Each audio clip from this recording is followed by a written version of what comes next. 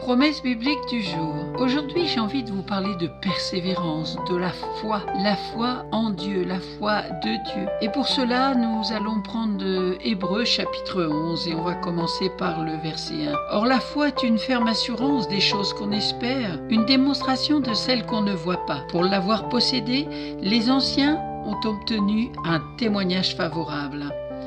C'est par la foi que nous reconnaissons que le monde a été créé, a été formé par la parole de Dieu, en sorte que ce qu'on voit n'a pas été fait de choses visibles.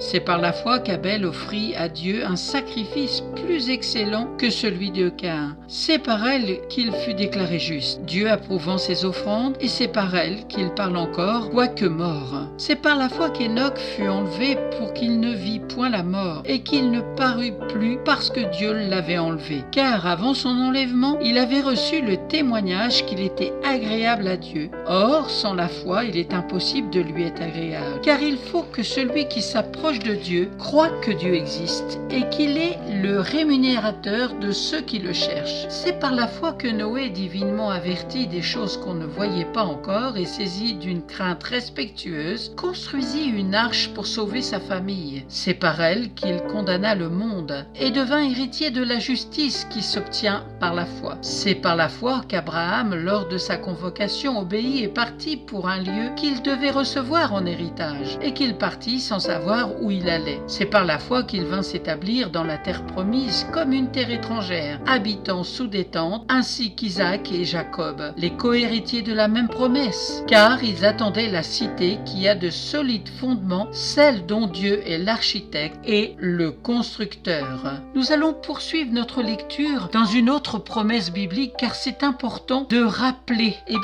les nombreux récits de défis que des hommes et des femmes de foi ont dû faire face. Dieu, dans son immense amour, nous a tout donné pour relever nos défis qui se présentent à nous. À nous d'accomplir notre part, à nous de prendre conscience de nos limites et de dépendre totalement de Dieu, car il est le Dieu créateur du ciel, de la terre, de la mer et de tout ce qui s'y trouve. Amen. Si vous ne possédez pas de Bible, n'hésitez pas à me contacter, je vous en offrirai une gratuitement. À très bientôt. Soyez bénis et renouvelés dans la foi. Amen.